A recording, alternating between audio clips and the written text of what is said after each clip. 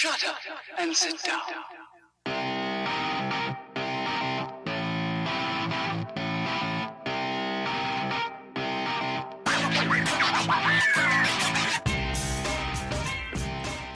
Hello and welcome to our latest round of exclusive interviewees with this Ibrox Rangers podcast. And tonight it's very rarely you're joined by what I certainly deem to be as Rangers royalty, and we're really pleased to say that joining us tonight on the podcast is Ian Durrant. Ian, hi, thanks really a huge amount for joining us. Absolute pleasure, Scott. Hopefully now we can tell a few stories and have a good laugh, but looking forward to it. Indeed. Firstly, and we're kind of leading with a lot of our pods just now with this question, COVID-19, horrible thing that's affecting the world just now. Any sort of issues it's caused you in your daily life, or Mrs. Durrant, indeed? I just, the wife, me and the wife are fine. I think the kids have the boredom factor upset with the kids now. I think now there's only so many times or so many games you can play jigsaws and so many times you can walk your dog. But the kids are feeling the pinch just now. But just got to get on with it now. There's a lot worse things happening than being locked in your house. Indeed. And of course, we regularly see you on Instagram with your golfing challenges. So your practice is definitely working by the looks of things. I'm puffed out. I've been trying to come up with some new ones for the audience. I'm winding the audience up. I'm puffed out, and so hopefully it'll not be too long before I'm on the golf course and then hitting a ball a few yards. Absolutely. So tonight we're going to cover everything from your early career to spanning through your really successful career at Rangers, and of course the eventual sort of as you finished your career at Kilmarnock and then the coaching stuff that followed on thereafter. I'd like to start with really early stuff. Glasgow United to Rangers, 1983. How did that move come about for you? How did that happen? Again, there was a few scouts going about the Glasgow Amateur League at that time, and a particular one, Archie Laurie, who scouted for Rangers at the time, and it just coincided now with playing with a very good Glasgow United team, who a few of the players went on to play professional as well, and just a rich vein of form, and we actually like what you've seen. And one day at Nera Pollock, I scored a few goals, and I got the invitation to go to Rangers now for a trial or going and train, and obviously getting relief from school at that time. So the school were Bellahouston Academy at the time were great, and they let me off and I had a 2-week trial period at Rangers. So who was looking after it? In 1983, I was but a boy, similar to yourself certainly. Who was looking after the age group that you went in to play with in the first instance? Was there a sort of tier of managers, I assume? Yeah. There was Joe Mason who basically took the reserve team. The gaffer John Gregg was working with Tommy McLean and Stan Anderson at first team level, and we had Joe Mason and Big Davy Proven, the left now really successful left back. Davy was sort of coordinator of the youth, and Joe took the reserves. But the two of them were basically joined together, the youth and the reserves, and whatever players came out the first team played in the reserves at that time. So I was under the wing of basically Joe Mason, the reserve team manager. And back then, were you always sort of seen as this sort of dynamic attacking midfielder type guy? I was, yeah. I was when I was playing with Glasgow United, I used to flip from playing up front or wide in the right, a winger. I was never really a central midfielder, which I reverted into now come my career. But earlier on in my career, I was an S form. Well, I was doing S form training, and I subsequently had a skiing accident when I went away with the school skiing, and I hurt my shin bone, right? Which makes I missed a bit of football for 4 or 5 months now. Now you think coming from Kinnan Park and now taking up skiing wasn't a good idea at the time. Then I think it was through that now, obviously having the connections, now doing the S form training. Now they obviously kept tabs on me and seeing when I was coming back to Glasgow United. But I was, as I touched on earlier, I was more of a centre forward come winger, right hand side player. Okay, so football was a lot different back then from as far as trying to progress into a first team. You made your debut in 1985 against Morton. What are your memories of that day in particular? I'd done really well in the reserves leading up to my debut, John Gregg had promised me a contract, which subsequently now it was a wee bit fearful once the gaffer left. Yeah. And Big Jock Wallace came in and Jock honoured the contract. I was given a 1.5-year contract.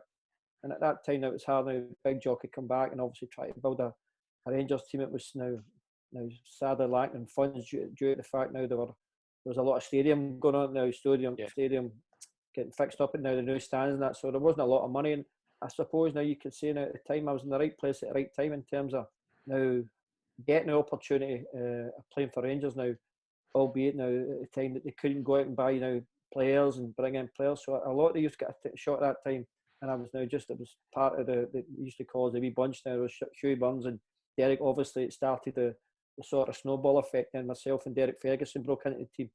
And at that time, it was unheard of now. Like four of the youth team basically now staying and playing in the first team.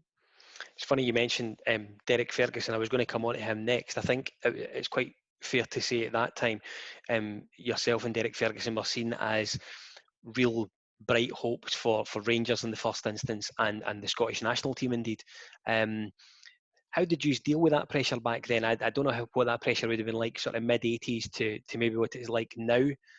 Social media certainly wasn't a thing back then, so is there less pressure or do you think it was greater compared to what you think it would be like now? There was a lot of pressure on you obviously being now basically we grew up now getting the opportunity to play for your boyhood heroes now and getting the opportunity to play for Rangers now. As I said now, when we broke into the team now, the crowds were down now. They weren't the greatest team, but there wasn't a fear factor, and you touched on it. You're spot on now. The social media side of it now, there was nothing that side of it. Yeah. All you had was now basically two newspapers. You had the Daily Record, the Sun, basically try to get information of who was coming in. And the great thing about the gaffer was brilliant. Again, now reflect the gaffer. There's been several gaffers, but Big Jock was great at looking after the kids now in terms of now the press, and he kept you out that way. And it was just an enjoyment factor now, getting a chance to, as I say, play with your team and also play with your best friend. And now, obviously, along with Coyce now, there was the relationships you build in the team. Were great, and it was just now there was no fear in us then, and that was the thing I think we were in. Not expecting to maybe be the mainstays of the team, but we went in and we held our own. And Big Jock, like what you've seen. Yeah. So you and Derek obviously played in the same position. Was there a bit of banter as far as you're not getting my jersey this week type thing? Was it as intense as that? No, there was banter because like everything else now. When you get a taste of it, now you want more. Of course. And now myself and Derek, and there was other team now at that time, Cammy Fraser, Robert Pritz, Bobby Russell, all vying now, all great players in their own right. Yeah. And all vying. And as I said, now these up and coming upstarts now break the mould and break into the team. And if you look at periodically through the career, Big Jock like now like physical side of things and now big players. And now I was about 5'7". I had to run about in the shower to get wet. So ideally I wasn't really a big, but I seem to now cover the ground quite quick. Even at a young age, I had a fair in terms of positional sense, where to pick up easily at that time. Just give the ball to David Cooper, make a run, and 9 times out of 10, Coop would find you his pass, and that was a great thing. Now again, when you broke into the team, getting a chance to play with David Cooper, McCoy, now even though now he only played a few games. I played a few games on it, but John McClellan, the centre half, and players like that. Now Peter McCloy, now experienced players, and who now taught you Derek Johnson the way how to play for Rangers. So there's a lot of when you arrived, there was a lot of experience to learn from in the first instance, wasn't there? For someone who, at your age at that point, it would have been really, really helpful for you to deal with the pressure of playing for Rangers then. Of course, I was, and I said at that time they all come in now. I used to be in awe of Coop and Bobby Russell, and I used to watch them in training. The telepathy about the two of them now, and I was fortunate enough to come in and play and strike up another great relationship with Coop. But there were so many people that now. Jim and Nico now, we Stuart Monroe just came in from Alloa now, pound for pound, one of the best signings Rangers have ever had now in terms of what they paid for him. And he came in and it was a good time. Now at that time, and that's sad another way now that the team wasn't doing well, but it was just a great time for us to try and establish ourselves. Now when you look now a couple of years down the line, what happened now? So it was just getting your foot in and make sure now you've established yourself. And the hardest thing was now now getting in the team, but staying in the team, and now make sure now you can stay there. Yeah. So your career at Ibrox, which we'll kind of stagger through, 13 years in total there, working under guys like Jock Wallace, who you've mentioned, and obviously Graham Souness and latterly Walter Smith. What did you learn from each of these guys? I can clearly tell you had an affinity for Jock Wallace and John Gregg indeed initially as well. Oh, you're eternally grateful. Now I'm telling you what John Gregg now, obviously, it'd have been easy for a Big Jock to come in and maybe just, well, I want to bring in players, and he maybe discarded the contract that was already been promised, but now fair dues to the manager, he stuck with it and gave me the contract. Now Big Jock used to talk about the Rangers DNA. Now you're born with it and what it's like to represent Rangers, and now fantastic, now great upbringing, hard as nails, but one of the fairest mans you'll ever meet in your life. Yeah. And that was now. Then it went on to Souness, Graham, and obviously now the Gaffer at the back end of it. But just the learning process, and obviously the first and foremost, the greatest, like saying the greatest Ranger, now must have seen something in me to get obviously of him in the first place a contract, and then Big Jock in your debut. Now you never forget those days. It just told out the blue. Big Jock come up on a Friday, and in those days we used to have the practice match, the reserves against the first team, and played. And I goes, well, I've got a blue jersey on and that, but usually on a Friday representing you were playing the first team, barring you get injured or you had an absolute holocaust in training. And you come up after training, and he goes, there you go, give him your mum and dad, you're playing him, or I get a good night's kip. He gave me a slap in the head, and that was it. Now, no time to think about it. No, now, that was, so the walk back from Ibrox to Kinnan Park, which was less than a mile, seemed to go a wee bit faster that day. I'll bet it did. Good times. So when Souness arrived, when Graham Souness arrived, I was 6, 7. And I can always remember, one of the things I can remember quite vividly from the press conference was David Holmes welcoming him into the Blue Room with the old Cheshire Crat experience right across his coupe, and he was really, really pleased to get Graham Souness in. And I think from a Rangers perspective, it turned around our football club in the direction we were going entirely. What can you remember about Souness arriving? We'd heard wee whispers. There was I think there was a documentary on, and he said, "If you get to fulfil in terms of Graham Souness, he said, I'd love to be a player manager at Rangers," and it sort of catapulted for there. Mr. Holmes went and done his homework, got Graham from Italy, and we were actually on holiday at the time, myself and Derek. That was the thing. Now, again, you're talking earlier about the competition. we were sitting in Magaluf having a pint, going, well, he's the player manager, he's wanting to play, so one of us will not be playing. So the next morning we got up, and it was funny, and I goes, so there was a few of the boys, and I goes, where's Derek? And somebody says, oh, he's out for a jog. I goes, oh, he's trying to start on me. So we knew we had a few jogs, and then at that time we're getting snippets now. Obviously we're in Magaluf, we're getting snippets of things now. Graham wants to change your team. There'll be many changes. There'll be a lot of players leaving, and you're going back a wee bit apprehend now, thinking if you're now going to be in these plans, or if you're going to be leaving. And now there was a few players that left, but unfortunately again now I just signed a contract under Big Jock, and again now we had the ground running with Graham. So did you think he was harsh but fair on you guys, or do you think he was just generally harsh? No, he was. I was in trouble a couple of times, but the majority of the time he was right, and I can see what was the angle he was trying to get. Obviously, he was trying to protect us as much, because you've got now at that time we were an asset to Rangers at that time now. Due to the fact now how we were playing well, and you're playing now with players like now the England captain Chris Woods, now Graham Souness, now Graham Roberts, now McCoy, now Trevor Francis, Ray Wilkins I mentioned now. So now we were there. So he tried to keep us now. He knew it was hard for us now, obviously. Now living in Glasgow, and Graham based himself now. He knew the pitfalls, and once or twice now we overstepped the mark. By God, we felt it, and that's what he was. Now that was he'd been a kid before. Now at Middlesbrough he was unhappy, and then went to Tottenham, and eventually he got his move to Middlesbrough, and then obviously to Liverpool. But he's seen the pitfalls of what could happen with younger players, and he tried to look after as much as he can. I think a lot of the time you hear when Souness talks about up here, and particularly yourself and Mr. McCoist, you can almost see a glint in his eye every time he speaks about you, as if he knows a story that he wants to tell, but he's very reluctant to just put it out there. I'm sure there's a few of them. Oh, listen, we could sit here all night talking about myself coasting Souness stories, but he was hard. And now, as I said, now there was a few times where we thought he'd overstepped the mark, but when you look back in things and you take stock of things, now he was spot on. But he was good. Now, as I said, now you never thought in your days now you get a chance. Well, me personally now getting now playing beside now Graham Souness in the middle of the park. Yeah, I mean, he was a wonderful player as well. I seen a montage on social media just at the weekend there about some of the things he had done, some of the goals he scored, some of the marks he'd left on other players, and just he was a really, really good footballer. And I sometimes think he doesn't get enough credit for being such a talented footballer, because every so often there was a stud mark down the opposite number 6's leg or something like that. But he was a really good footballer. Oh, fantastic. But again, he knew the game.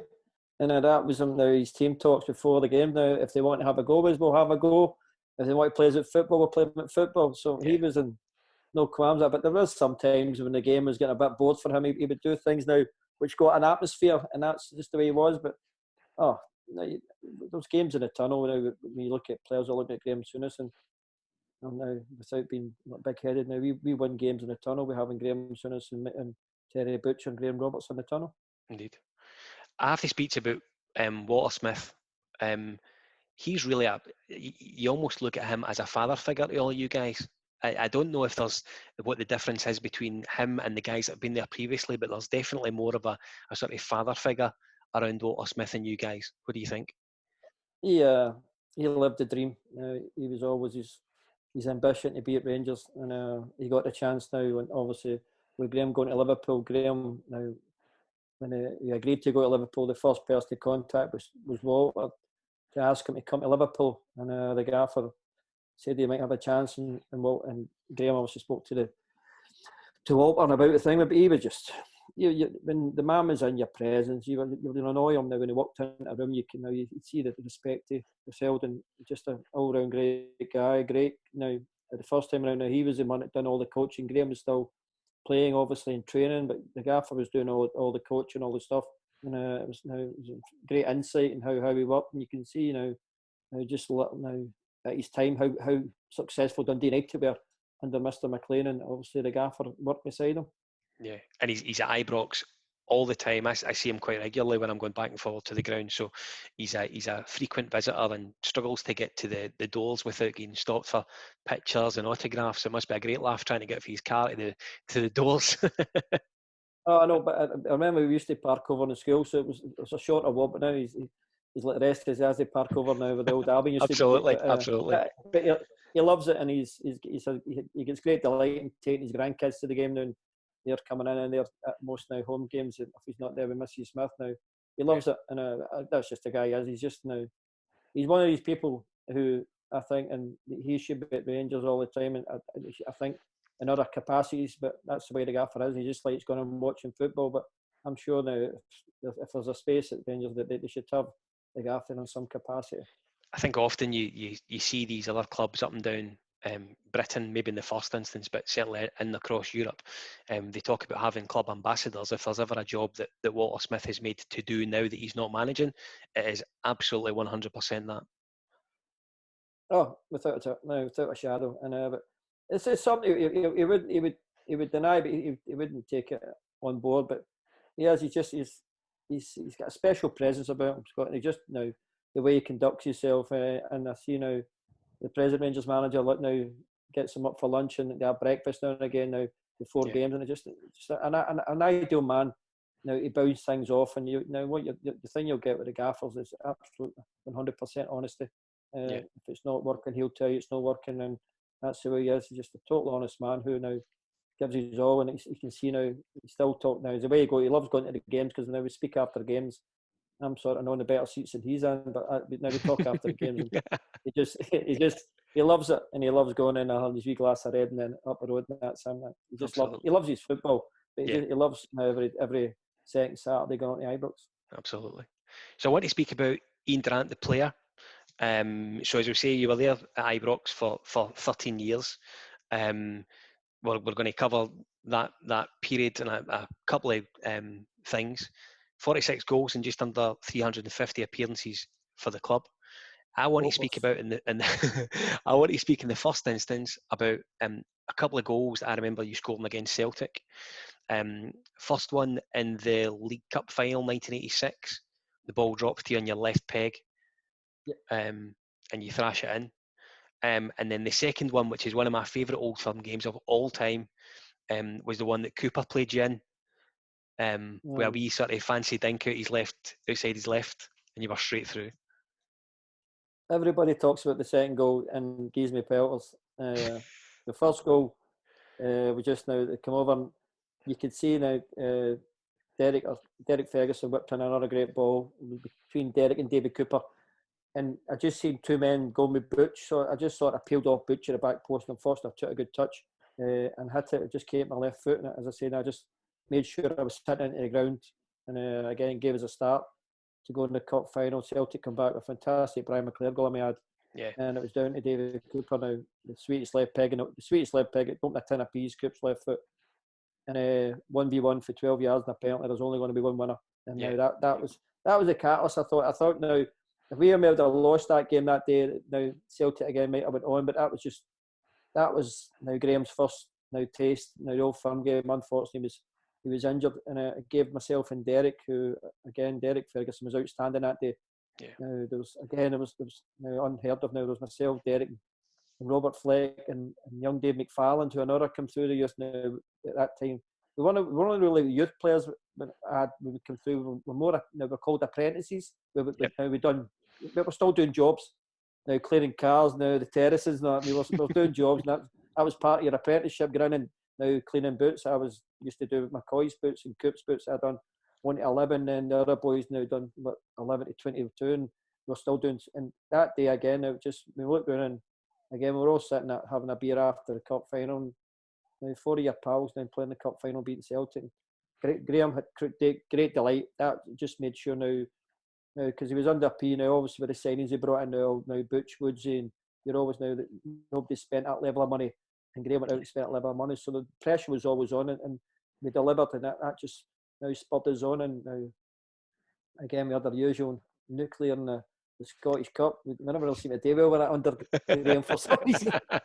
And but we went on to win the league, and now that was the thing. But the biggest now, get the first hurdle, winning the first cup final, and again now my first cup final, I get the chance because I'd scored.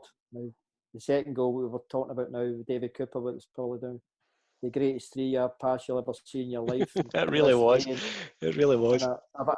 I used to ask him many a time, and I said, where did you see me? He goes, I had a funny idea you were coming. I was 15 years behind you. And he goes, and he came away with the greatest line ever. He goes, wee man, you know where I was running? I goes, for some reason you were running on your right foot. He goes, exactly. How do you think I played it outside my left foot? And then you get the goal, and now that, because we were under it again, get into that game under pressure, because if Celtic had moved a turn we'd lost. We got lost against Hibs, and then we lost the following week against the United. So we're sort of chasing our tail going into the Old Firm game, but it worked out great. And again, now you're always remembered not for now your great finish or what a pass. How did you blank Coop? And that's exactly. If I could have a pound for everybody said that. There's nothing about it now. The latter now, the goal or the pass. Can't believe you blank Coop, and I just go right there because I think every day after that I went into training, Coop would have a go at me somewhere about blanking him, and I was so apologetic for 6 years after that. So was Cooper? Was he? I mean, was he quite regularly doing sneaky wee passes like that? Was that part of his game, or did he do that regularly in training or anything like that? Coop, was he? Coop would do things in training. You and frightening. As I say now, his left foot could open a tin of peas. He could nutmeg two people and mean it with a pass, and you wouldn't have to break your stride. Very rarely in all my times of playing with Coop did I ever see him use his right foot. Yeah. So it was always a flick or he conjured it back onto his left foot, and as soon as he's on his left foot, he instantly, and the ball was never 2 or 3 yards away from it, and you just see passes other players never seen. And as I said, now if you made the correct run, you didn't have to break your stride. Yeah. The ball would just come beside you, and that's what it was. But great delight. Coop was just a player now. He scored unbelievable goals. He took some great pleasure out of just now manufacturing and having assists and goals. Yeah, we spoke about him very recently. Of course, it was the anniversary of his passing, and we spoke about just how sad it was. And I remember saying on the podcast just how Scottish football's missed someone like David Cooper. I think just to bring something fresh and new to the game. He didn't really have a grain of pace, but his technical ability and how good a footballer he was incredible. And he's certainly someone I don't think we'll ever see anyone like him again in the Scottish game. Never. And no, you say no pace. Never missed a day of training. Never. Yeah. Never ever missed a day of training. Always there. Never used to practice free kicks. Nothing. But at an act of knowing where he could put the ball and where he was now and what pace he was going to put it at. Now he was just 9 times out of 10 he'd just tell the boys move out the way, I'm hitting this, and that was it. Now he was just again the great thing about Coop when I made my debut, and he's the greatest words ever, and he just said to me, don't be afraid to make mistakes, and you're going on and thinking he goes, we all do it and we all make mistakes, and you just play your game. If something happens, just go and get the ball again and go back and try it again. And it was just now you're lining up, and now you're breaking it a wee bit in the tunnel, and you've got this now people behind you who now just have made mistakes, but they know how to fix it, and that's now the greatest bit of advice I've ever had in my life. And now I stand and get now. It's a sad man. It's a sad day now. Sadly missed, and there's no a day now goes by you don't think of it now. Something comes up and you think, oh, Coop, now what have you been doing today? And they've been coaching some kids now. It's the basics now, control and pass. Exactly, and I think I've done a bit of sort of youth coaching myself, and it's a basic that you try and teach, and you just think, if he was still around, there would be someone absolutely in awe of the simple things that he's teaching these guys. You know what I mean? He would be managing. He would have had a crack at it, and he'd have managed at the top level, because now his knowledge of the game, the way he played it, and the way he wanted it played, now would be like second to none. It was just a second nature to him. Just now the way he used to control the ball and pass the ball, and just now limit your touches. Fantastic football player, just a great guy. A great guy, So we're going to speak about David Cooper again, just in a wee minute. I remember in 1987. Being at my grandfather's house in Cumbernauld and watching the Rangers Aberdeen final, 3 each game. David Cooper, of course, scores that fantastic free kick that Jim Leighton looked around for 5 minutes to see where the ball was, and eventually caught it as it came back over his shoulder. You scored a fantastic goal that game, really, really good goal. Clever 1-2s all around the pitch. McCoist played you in, great finish. Good to score again at Hampden, eh? Brilliant. Again, just the same, linked you up. It was just a great game. We didn't start the game at all. Aberdeen they put us on the back foot. Jim Bett scores an early penalty, and I think we cleared one off the line, if I remember. I think of all people, Big Alec McLeish, I think, got a wee knock on it. And I think it was actually Stuart Monroe. Right. Then we got a wee chance, and it was the ball up to Coyce, and Coyce gets a free kick, and then Coop. That was the day. Coop says out the way, and now there's. For some reason, Graham Roberts was standing beside him. Coop just moved Graham Roberts out the way and hit this now. But you can only describe as an exorcist missile. And that was the funny thing is, we were there a couple of weeks later in the Scotland squad, and Big Jim Leighton goes, I got a hand to it, and Coop never come up for your soup, and he goes, I know you. And then that was going out just, and now as you said, the 1-2s.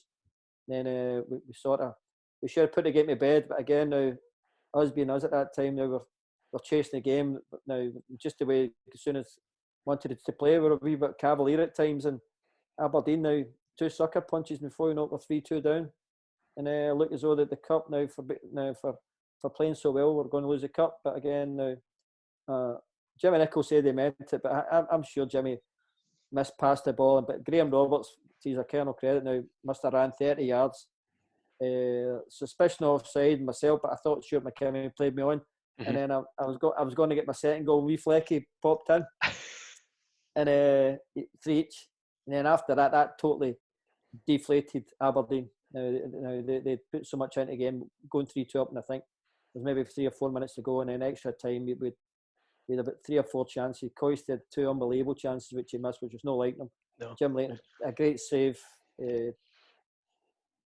Twice from Robert Flick. In fact, one unbelievable header where Jim's got it at the top right, and then the lottery goes to penalties, and Peter Nicholas misses the penalty, and myself, Coop, Coyce, a very flaky and a very extravagant 2-step Trevor Francis. That's right. I remember it. Because did he not have to? Did the ball not move as he was going to take it first time around? They complained it wasn't on the penalty spot. And Aye. Trevor was horizontal. Trevor was so laid back, it was frightening. And he just went up and still 2-step, and it never left the grass. But that was just Trevor. And then he just walked back as if now it was just second nature. So be it. I know, but that's the way Trevor was. And it was now, and I was now fortunate enough to get the winning penalty. So you knew stepping up to take that penalty. I can see it right now. You walking up there, socks at your ankles, getting ready to go up and take this penalty. And what were you thinking at that point? Did you know where you were going to put it? Yes, I knew. Most of the time when I hit penalties, I always went bottom left, inside left pace, just ground it.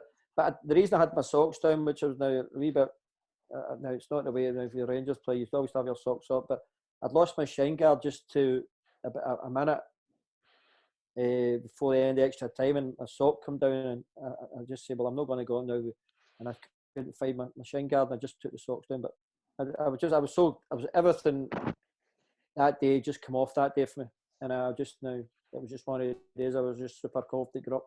And again, now the famous celebration when I get the hands up at the waiting on everyone to join you. Yes, well, the first day I was Coyce, and then from nowhere, Avi Cohn appeared from nowhere. in Avi Cohn. That's the fastest he's moved all year.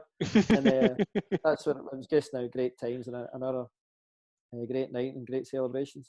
So you were 20 then, and well, that's it. That's absolutely it. So you'd done all the things that I would say a 20-year-old in a similar position to yourself would love to do. You know what I mean? Scoring the Hampden against Celtic, scoring the Ibrox against Celtic, scoring the winning goal in a cup final in the National Stadium. Everything was going great. Did you were clearly at that point at a really good time in your career. Was there ever an opportunity for you to move on at that point from Rangers? Was it anything you ever considered? It was just rumours. Not for me. No. I was still living the dream. Yeah. Nothing. Even at that time, I wasn't money orientated. I was just enjoying football, getting a bit of recognition with the club, obviously, and obviously I was playing with the country at the time as well. It was rumours. The usual tabloids pick up something, but there was rumours of meant by Italian teams interested in a couple of English teams, but I never heard a thing. And then that was the thing. It was just all rumours. To me, I was just wanted. It took me a wee while to get to the Rangers, but I wasn't making sure I was going to make sure I'd make the most of it. And at that time, now you could see now the way the club was going. We're winning things and then playing in Europe now, which was great at that time as well. Playing against now, which was then the European Cup against now the champions of the countries. It was just great times, and again, it was just a right good feel factor about the club. Just at that time now, you couldn't buy a season ticket now. The waiting list, everything. And I said now we had this expectation. We were expected to win all the games, and that now gathers momentum, and now you enjoy your football. I need to ask you about what happened the following year, Ian, in October 1988, when you sustained the injury. I don't know how much you want to say about it, to be perfectly honest with you, but I'm opening up the floor to you. It happened. I switched off for a millisecond, and I paid the consequences. Now, the tackle that happened was a disgrace. No getting away from it. But the reason I switched off because the referee blew for a free kick, and then I stopped. And then my last recollection was just feeling a searing pain going through. It wasn't so much my knee; it was just the inside of my leg, and I just now then you think now I hadn't even heard of the word cruciate now. Yeah. And I just heard now when I was in the dressing room at the club doctor, Donald Cruikshank, who I now owe everything to now in terms of now getting me back playing again, and he came in, and before you know it, I was drowsy. He gave me a morphine jag, and I heard the word cruciate. But as I'm sitting there, and there's still a game of football going on, and Terry Butcher's taking doors off hinges and everything, and everything was an absolute blur, Scott, in terms of what happened. And now it was October the 8th, 1988, and it was 8 minutes past 3 I got injured. Yeah, right to start the game. Right Yeah, to start the game. And just now, obviously, there was a few tackles flying about and everything, but I don't know. You'll never know because we've never met up. But now, there was no need for now the way. I think now the way you challenged me. So it took 3 years of your career completely from you. I think for a Rangers fan, I'm sure I speak on behalf of anyone who's watching and listening, it kind of took you away from us for 3 years as well. That period of time must have been really tough for you to sort of get your head round, try and get a period of recovery back. There must have been a couple of maybe moments where you thought you were just about ready to go, and then somebody had a setback, yeah? Oh, a million setbacks, Paul. In between the injury, I lost my dad. Now they go on about now the depression things. I think I was clinically depressed at one point because I'd had operations and that nothing seemed to go on. Now it was like one step and then 3 steps back. It wasn't until now America, Graham Souness, and as I said now, the club doctor Donald Cruikshank sourced this surgeon in Los Angeles because all the surgery I had in Great Britain, that was the best they could do, and the knee was still unstable. And I went to America, to Los Angeles and Sherman Oaks, the surgical place, and this Dr. Blazima, and I was going over there thinking now just to see if he could do it for my knee, and it was the first time I'd heard a surgeon say, "I'll get you back playing," and that gave me the biggest boost in the world. The day of my surgery, I got the phone call from Graham Souness. We just clinched the title at Tannadice through Trevor Stephen, and I was lying there, just had my operation, and it gave me the greatest boost. No, now the doctor, now obviously the surgeon, and saying, "I'll get you back playing." At what level, I don't know, but you'll get back playing soccer. He used to call it soccer in America. Yeah, of course. And that just gave me the biggest jump ever. And obviously now the Rangers won the league now, set up now just the quickest recovery time. All the other recoveries after injuries were slow and painful, but this one you'll come back with a different focus. And then we'd sourced again now Lillyshaw. Yeah. But I said I don't want to be in Glasgow now. I got myself into trouble now.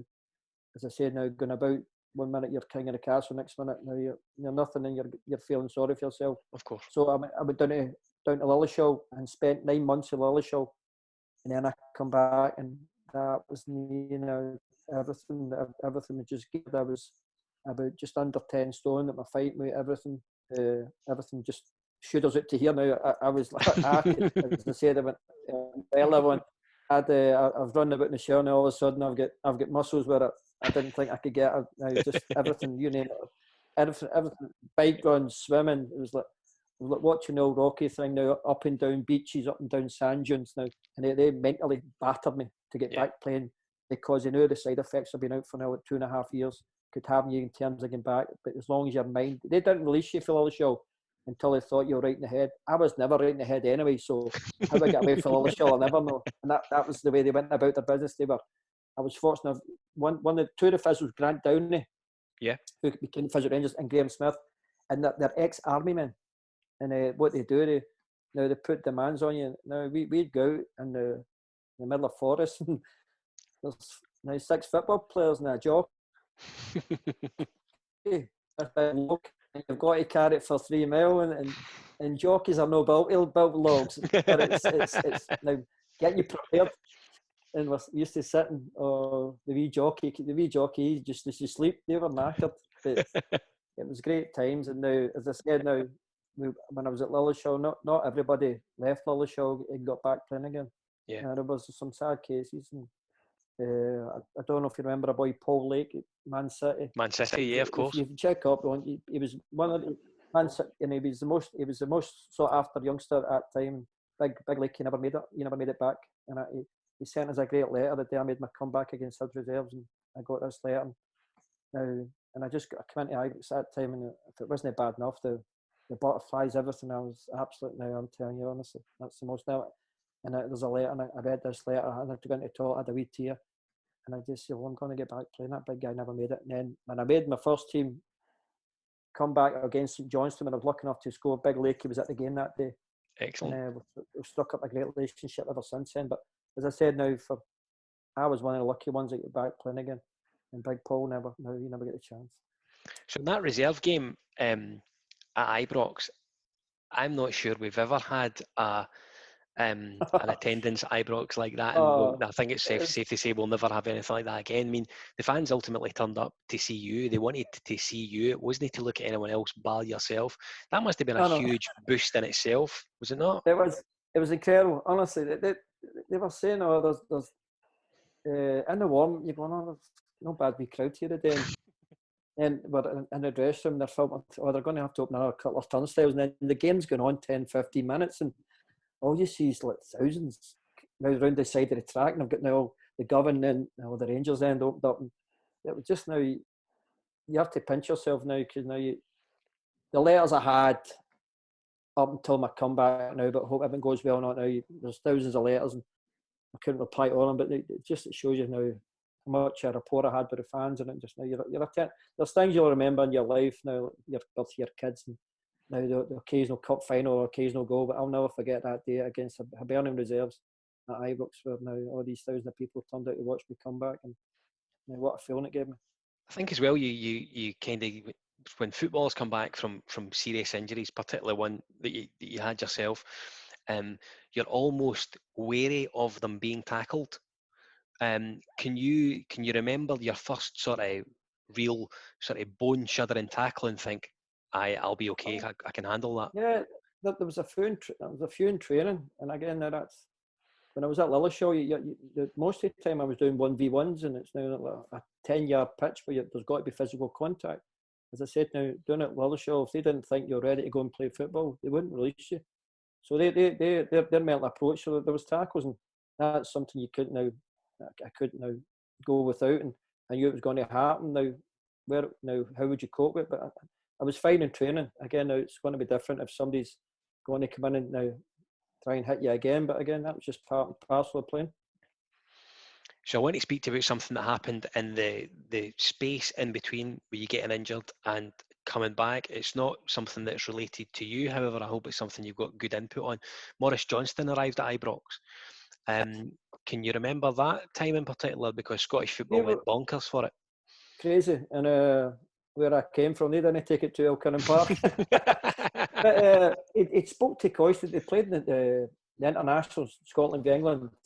And there's a great story. He said, well, I'll see you in a couple of weeks, Coyce. And Coyce, what's going on? He goes, oh, I'm signing for Rangers. And Coyce says, well, you were in the paper with a Celtic strip. When he goes, I know, but Graham Tunis gave me a deal.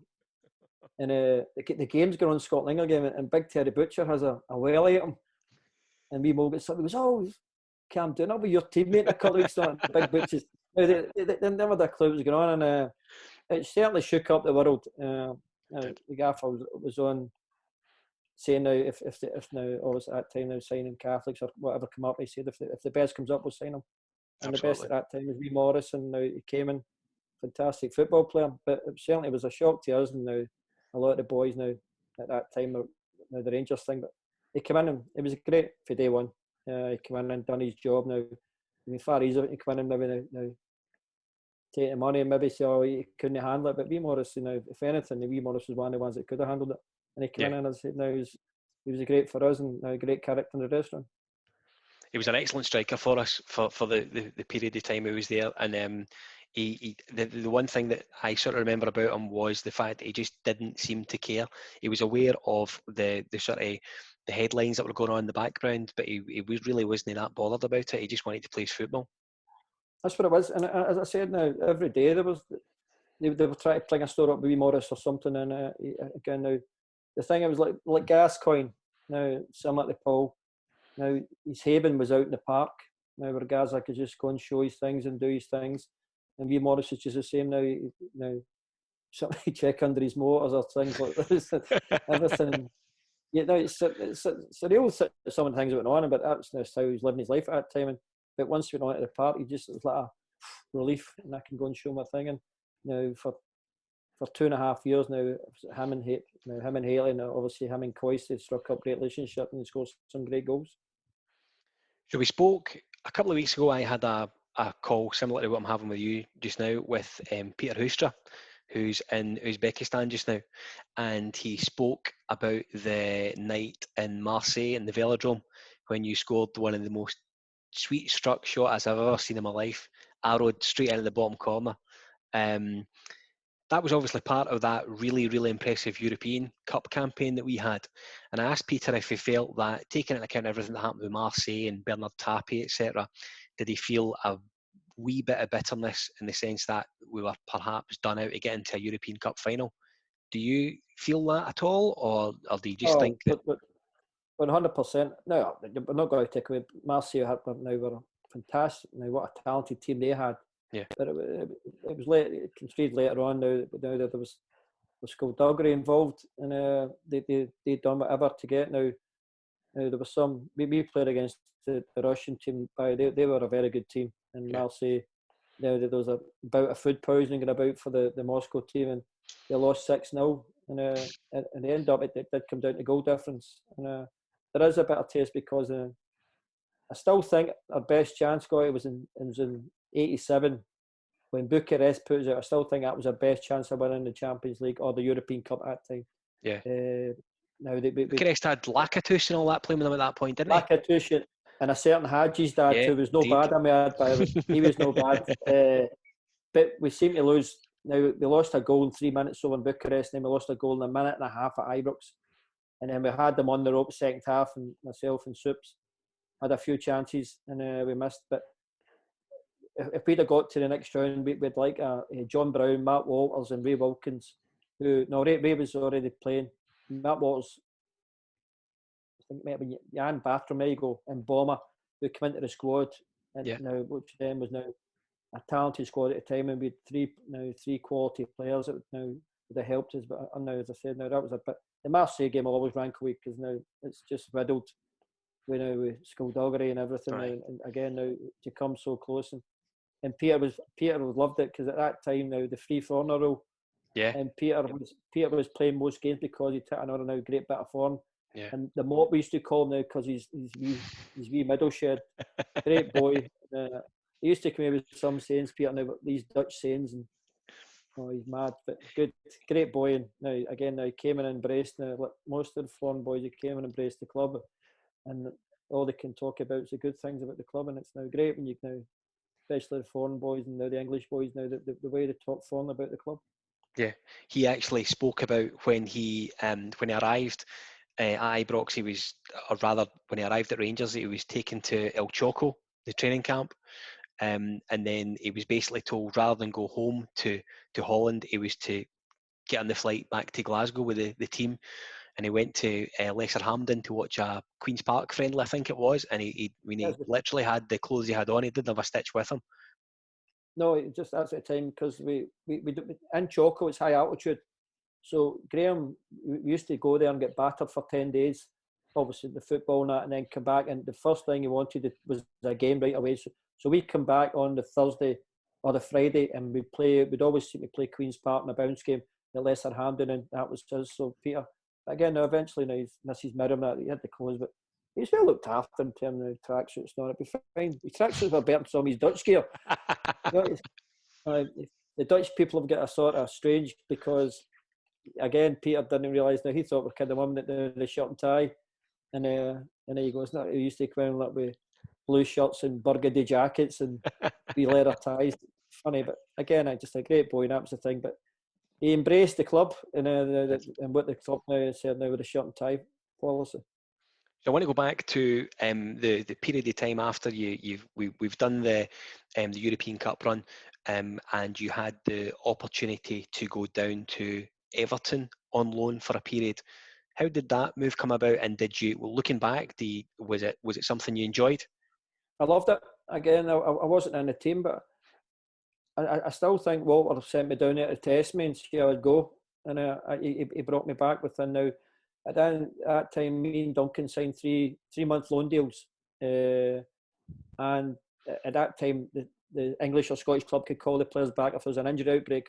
And after 6 weeks, there was a few injuries at Rangers, and I got the call back.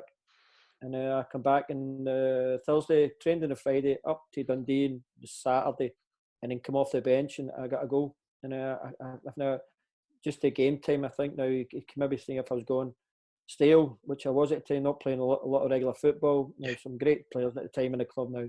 Again, once you were out the team, and it was quite hard to get back in again.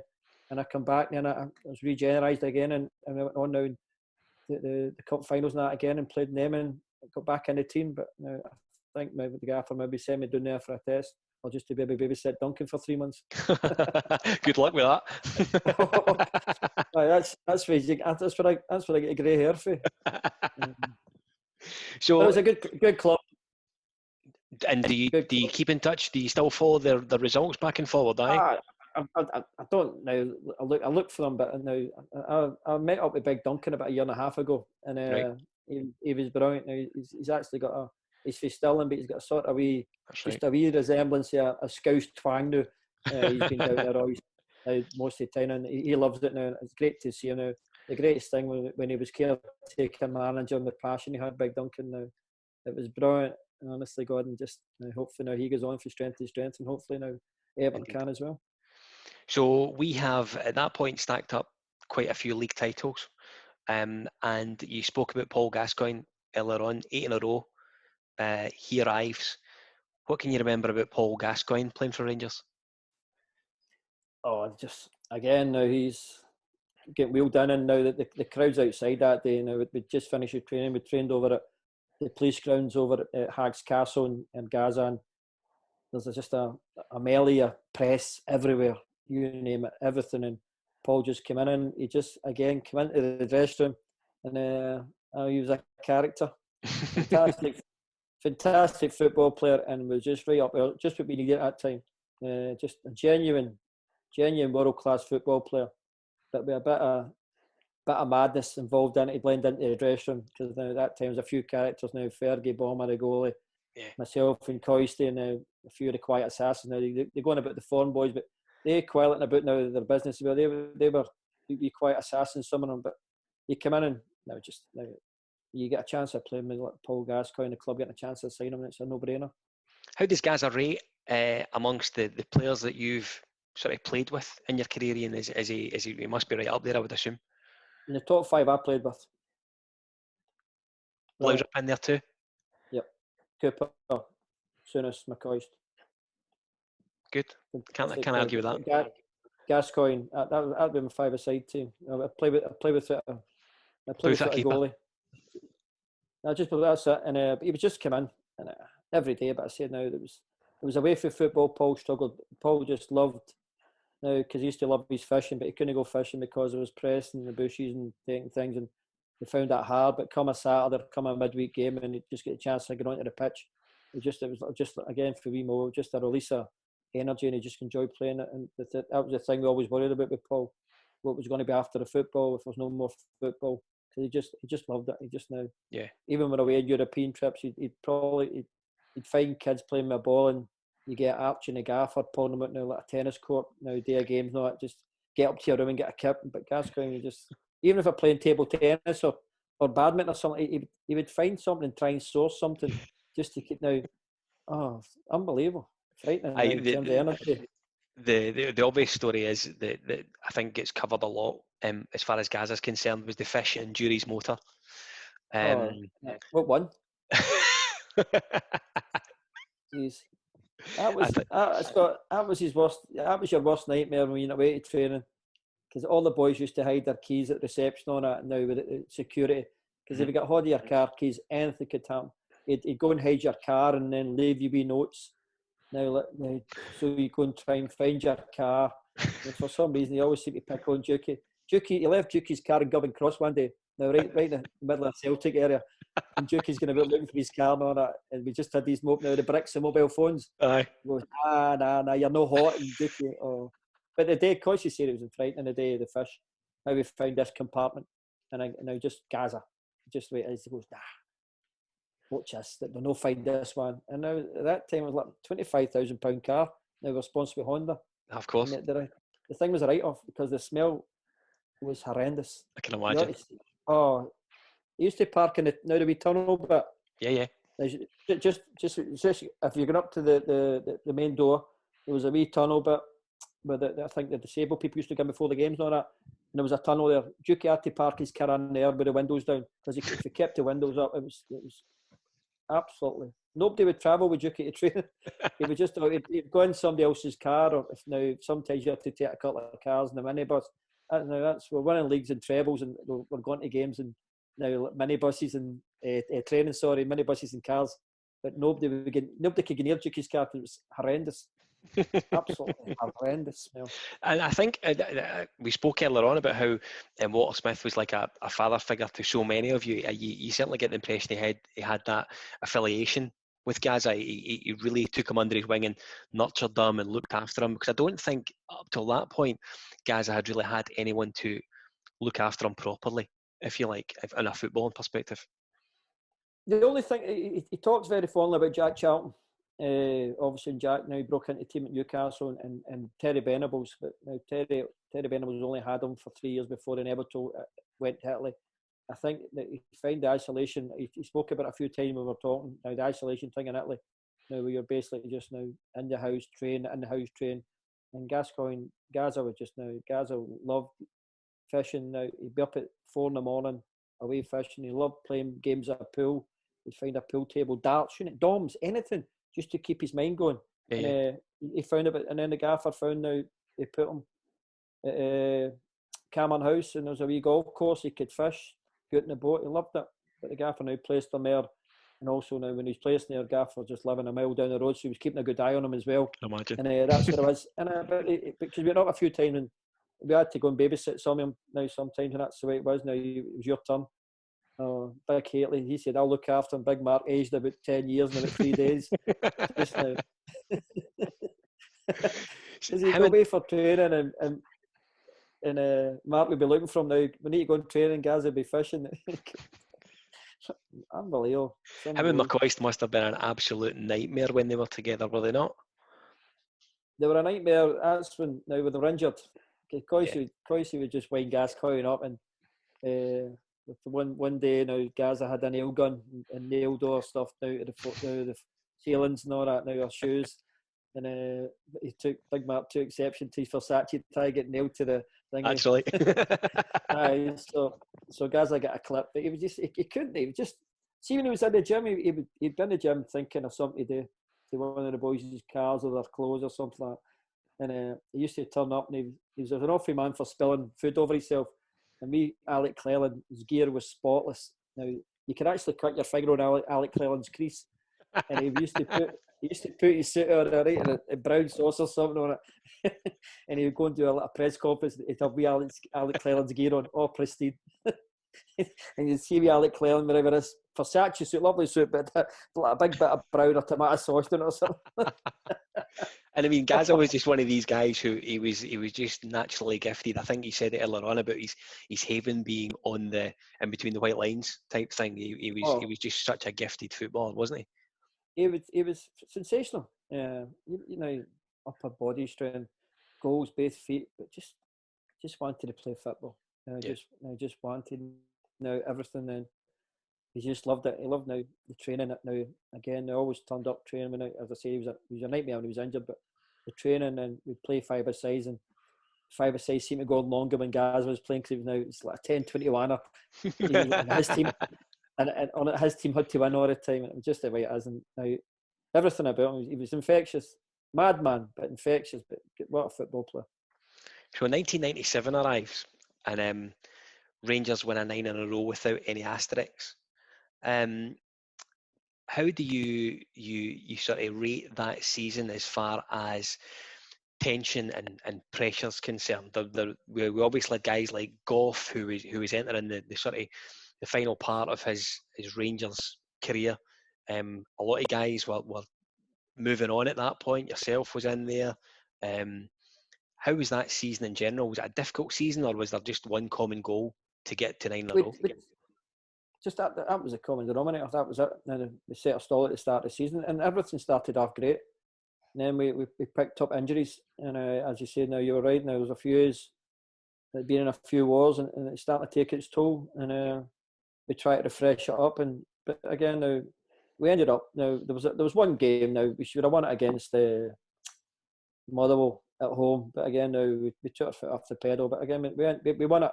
Now I end up now with Dundee United, and we had the game, the next game at home. But again, it was just that was our main aim.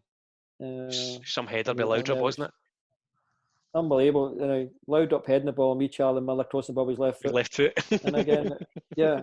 And guys had been struggling up to Lennon. The gaffer took a gamble on to play him, and I think it lasted about an hour. And but that hour won us a game, and they won us 9 in a row. And then coming down the road after that was now the special time we won at Aberdeen. Now we won the first league now championship at Aberdeen. We come down the road and you see all the fans. But that night we Jimmy does a detour. We're going round George's Square. Unbelievable. Now the fans. Then we get to Ibrox, and there's like 3,000 or 4,000 outside Ibrox. It's a pity the next season, but because we were running empty next season, I think all it took to win 10 in a row was maybe another couple of players and just give us that wee jag to go on and do it. But again, now we had it, but again we just took our foot off the pedal and lost silly games. i.e. Kilmarnock. So we got to that stage where it inevitably all these good things come to an end, and your time at Rangers sort of drifted away, and you went to Kilmarnock with Ali McCoy. Tell us a wee bit about that. Were you glad to be continuing your career together, or were you just desperate to try and get away from him? I had the opportunity. I'd always wanted to play abroad, and I had the opportunity to play in a French team. But then my good lady turned around and said she was pregnant, so there was no chance of that going. Okay. So yep. Up until then, me Bobby had been tapping us for about 3 or 4 months to come to Kilmarnock, and I just went. I goes, okay then. Now 2 young kids at that time, and the third one on the way, and I goes, it was an ideal opportunity. Now great wee family club, and I only envisaged going down there for maybe 1 or 2 years. I eventually stayed 7, which now was a big part. Now the club played a big part now for 7 years now. The playing bit and then the coaching bit, but I just enjoyed it. There was no pressure on me. The only pressure I put on myself was now I can't get down here and seem to be take my foot off the pedal. I need to go here and show these people I can play a bit. And I'm loving it for a fortnight. It's great. Now you get to know a new bunch of boys, and then he walks in, didn't he, McCoy? And that was it. He goes, how long you signed for? He goes, how long you signed for? I goes, maybe, that was a comment. I goes, maybe 1-2 year max. And I'm all reliant on my knees. My knees was getting a wee bit jarry at that time. It's now sort of taking its toll. And I'm saying, as long as my knee's fine and I can give him 2 good years, okay then. So he played for 3 years and I played for 3.5 years. And it was just a good time. Now he went down, and me Bobby gave him the let the rain go a wee bit. He could do his question of sport. He could pursue his TV work and all that. Everything, he loved it. And again now, unfortunately, he broke his leg against Rangers. In fact, Big Amaruso. That's right. Aye. Yep. And that curtailed his playing. But Cloyce played until he was 39 now, which is phenomenal. Now, it must have been a huge wrench for you both to leave Rangers. It was. I had the chance to stay under Advocate. I goes, but now when there's a young Barry Ferguson, now you had Alberts, now he was flying. I knew Bronkhorst was coming in, and I'm going, well, it's going to be another year of maybe playing the reserves or doing things. And you still had wee Charlie Miller and Derek McInnes at the time. And I said, no, I'd love to, but I said no thanks. And he said, oh, well, if you want a year, I said no, well, I'd just be staying, and I'd just be holding back somebody or coming to a game and no playing. And I goes, I've had great times, and I'd like to leave now on these terms now with the boys. I've been playing with for virtually 10 years now, to go and leave with them. And now, albeit now we left in sad circumstances with the Hearts game, a game now where there's another skullduggery written all over it. Now the penalty, we should have got it again. Absolutely. But it was a time to leave, and because when your time's up, now you can't go to the well that often. Do you think when you went down there, you almost had to see it as an opportunity to reinvent yourself as a footballer? You were no longer Ian Durrant, Rangers Ian Durrant. You were Kilmarnock's Ian Durrant, having to almost start again a little bit? Yeah, I went down there now. As now Kilmarnock's highest paid player, and there was a lot of things, a lot of pressures on me now in terms of the expectation levels of me going down. And I remember one time now, I think my wife still got the cutting. Oh, Durrant maybe just seen his payday, gets a payday and sees his day out, which spurred me on. I knew I could still play, and I knew I could still play at a level, and I was just getting the opportunity. And again, now it took me back to like Jock Wallace and Graham Souness under now the early years. Now the pre-season was one of the hardest I've had, but I played like 52 games the first season for Kilmarnock, and I said now the pre-season I had now stand me in good stead, but went down there and got in the back in the Scotland squad, and just played with enjoyment, and it's like everything now you just want to go and play, and I was given the opportunity to go and play and enjoy myself. No pressure. There wasn't any pressures of winning things at Kilmarnock. Respectability, where you're going to finish, good cup runs and doing that. But we exceeded those. Now we qualified for Europe. 3 years I was there.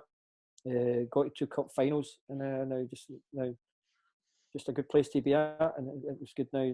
A great place for me now to finish on a high at Kilmarnock. You started doing your coaching bits and pieces there as well, I think, didn't you? I'd done my B licence at Rangers. Again, that was just a summertime. I was pregnant, and there was nothing at Lucy, and I'd done my B licence actually at Murray Park, in fact. Then I got the second bit, then obviously it carried on for there. And obviously, with Bobby leaving, I was thrust upon to take the team. Yeah. And then Jim Jeffries came in through the club, through Mr. Costa, the chairman, said we'd like to stay on and help. And again, now we had a successful youth team at that time with obviously Chris Boyd, Stephen Naismith, a few others coming through. And now we ended up winning the Youth Cup with myself and Alan Robertson at Kilmarnock, and Chris Boyd. A few good players came out, Cammy Bell, and again Naismith, and it was a good product of times youth players coming through at Kilmarnock. So retirement age comes at Kilmarnock, and you find yourself back at Ibrox in a coaching capacity, looking after the under-19s. Were you? I assume you were approached by the club to come back, or was it just an opportunity that fell into your lap? It was Alec McLeish that phoned me. There's going to be an opening coming up. Would you be interested? And I'm going, show me when can I come? I felt at the time now at Kilmarnock, I've been there 7 years, and I just felt now they were starting to feel it financially, and it had been a wage off them, and Jim Jeffries was great about me. I said there's an opportunity to get back to Rangers, and he goes, just take it now. I don't think the club can offer you anything, and I was more now. I think he's more embarrassing. I got a chance and worked under Alec McLeish and George Adam and Bomber. Bomber was taking the reserves at the time, and it was great. And again, now with a great conveyor belt now, it was like Chris Burke, Charlie Adams, Brian McLean, Alan McGregor, Hutton. Ross McCormick. Great conveyor belt of players coming through at that time, and it was great to work with Bomber. Bomber had a great reserve team at the time. Now the reserve league, and they're challenging and win reserve leagues, and really good. Just be involved in that and coaching the young kids coming through. So was Barry Ferguson around in the youth setup at that point? No, he was the first team captain at that time. Yeah, okay. He was. I come back, then the season I come back, won at Easter Road, the helicopter. I'd just been back in February. I come back and won the league at Easter Road, and then Barry decided then he was going to Blackburn, and left it now. An almighty get up Rangers now after now winning the league, but we had now a good nucleus of players at that time as well. Now with Arteta and other players coming in, and again now Big Alec was sort of rebuilding or trying to rebuild the team after the Abacat era, and there wasn't a lot of money about, but he went about his business. Big Alec and astutely brought in some good players. Who do you think was a better player, Barry or Derek? For me, Derek. Yeah, because he's my pal. Barry was a fantastic player. I say that when we get a drink, and me Barry cracks up. No, but Barry was he carried the club now in the sort of ways now. It's quite sad in many ways, because I never really touched on it. But now due to injury and misfortune, now myself and Derek never really get the opportunity for fulfilling it, because I thought at the time, and when the gaffer signed Ian Ferguson, I thought we had the makings of a great midfield now. Absolutely. Myself and the two Fergies. But I'd pick Barry Ferguson over it now. I think he's a fantastic football player. And you now, in some way or another, now you play a wee bit of involvement in his career coming up now as a kid.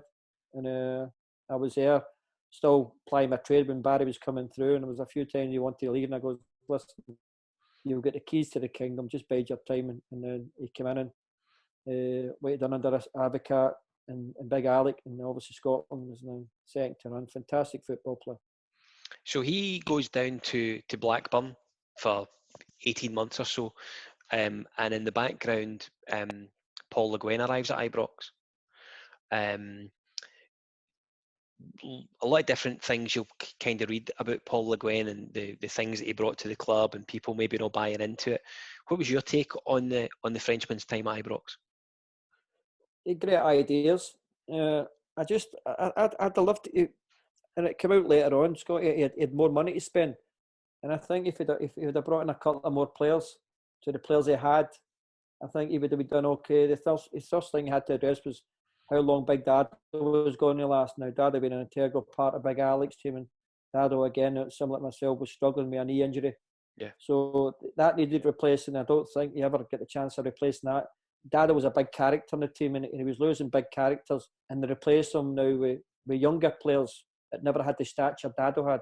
Yeah, so absolutely. I thought, now I obviously try to help him as much as I can, but his ideas, but he lost a battle in the dressing room where now, obviously, people were going one way and he was wanting to go another way, and now he thought it better for himself to leave. But I liked his ideas. He never got the chance to implement them. I think the one thing I can remember quite vividly about it, other than Boyd's celebration at Fir Park, I remember the Dunfermline game that obviously followed soon after Le Guen departed, and you were in charge. And one of the first things you done was you gave Ferguson back the captain's armband. That was a huge vote of confidence for him, and a big decision by you at that point.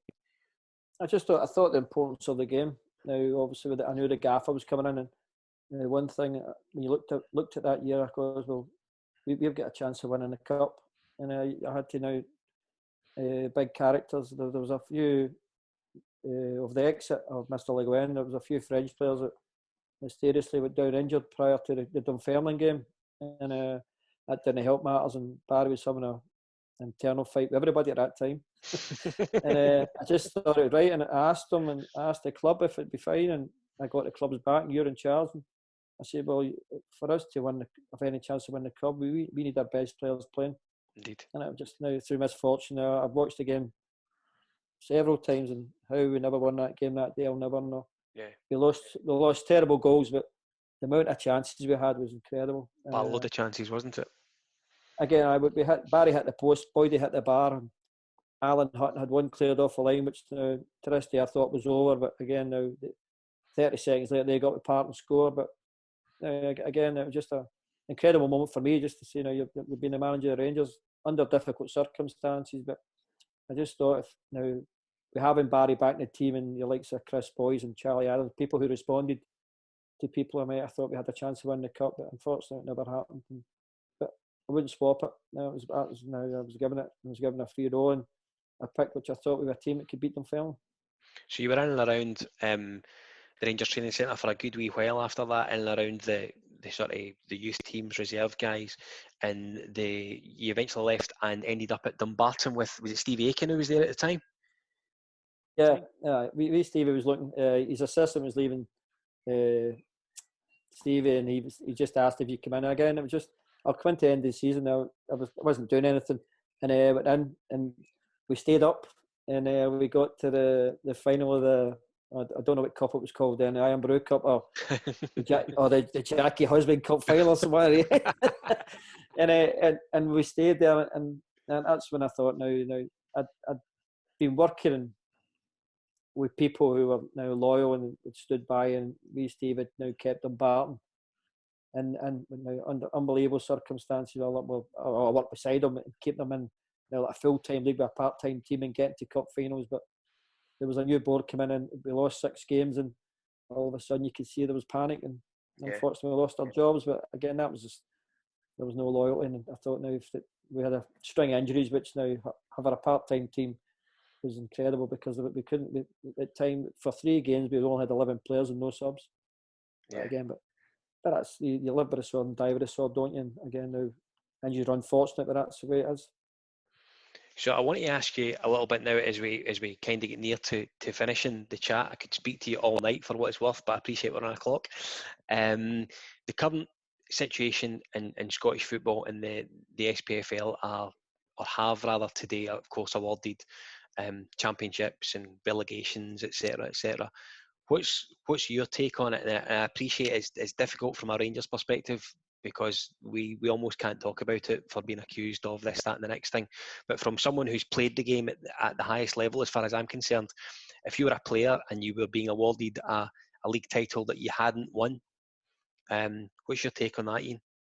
I think everybody wanted the league to be resumed. Now you see it all over the world now.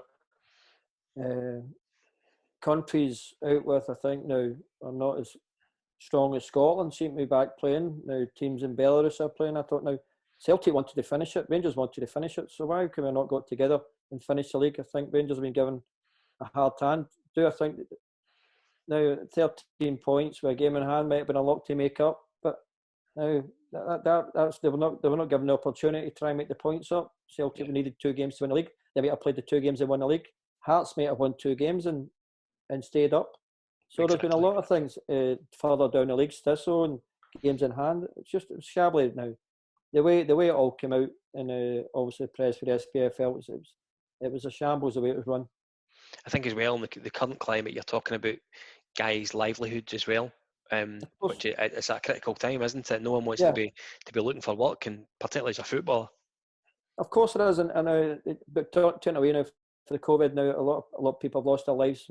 But we just seem now everybody wants to get back to normality, and I just thought if maybe I waited. Now I just thought now they pushed the panic button, and you can. I know for safety and all that, but there's Germany are having closed door games and all. I think if we'd have just maybe waited and maybe see if everything's turned out okay, we could get back playing football and maybe prolong the league. Now there's no guarantee whatever's happening with the COVID now how long, but we could have went and maybe just started the league next season's league a wee bit later, and kept it going. Sometimes you maybe have to ask players to play through. We know the difficulties surrounding families and all that, but I just thought they might have waited and gave the teams a chance. I think now, I still don't think maybe now they're caught Celtic, but now you say they were given it rather than having the opportunity to win in the league.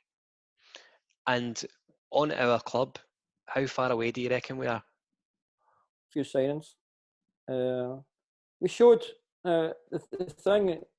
I think where we were lacking, Scott, is a wee bit more experience, a wee bit more streetwise in terms of now the way we played up until December when we went to Parkhead and the League Cup final, which we were unfortunate to lose. It gave you now a great belief in Rangers how they played, and they closed the gap on Celtic. And then unfortunately we went at the races after the winter break.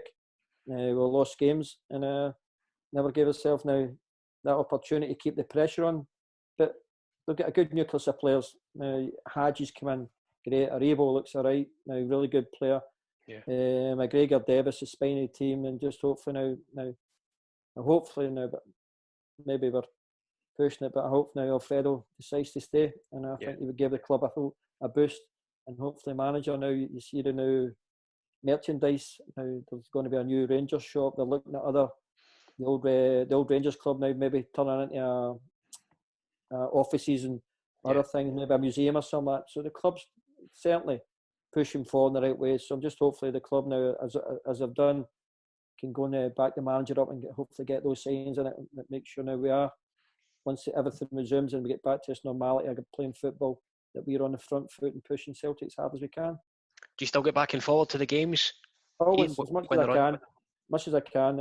Unfortunately, stuff now, I'm the elder statesman, so I get invited along, and the club are great now. They welcome along, and I do a bit of hospitality. I'll be doing a bit of Rangers TV with Tom Miller. That's an insight, and I enjoy it. And again, it's just as much as I can. My kids not there, but they're the season ticket holders, so they're there most every home game, and I get back as much as I can. Good. So listen, Ian, I've thoroughly enjoyed this tonight. As I say, I could speak to you for hours. I don't mean it facetiously when I say you're Rangers royalty. You're right up there as far as I'm concerned. I really, really appreciate you joining us on This Is Ibrox, the podcast. Thanks for coming on. Thank you, and I just like to wish whoever's coming on fantastic. Thanks. I lived the dream, Scotty, and that's what it is. I just lived the dream and enjoyed everything. But enjoyed tonight. I'd like to thank you very much. Cheers. Thanks for Cheers, having Ian. me. Thanks. Pleasure.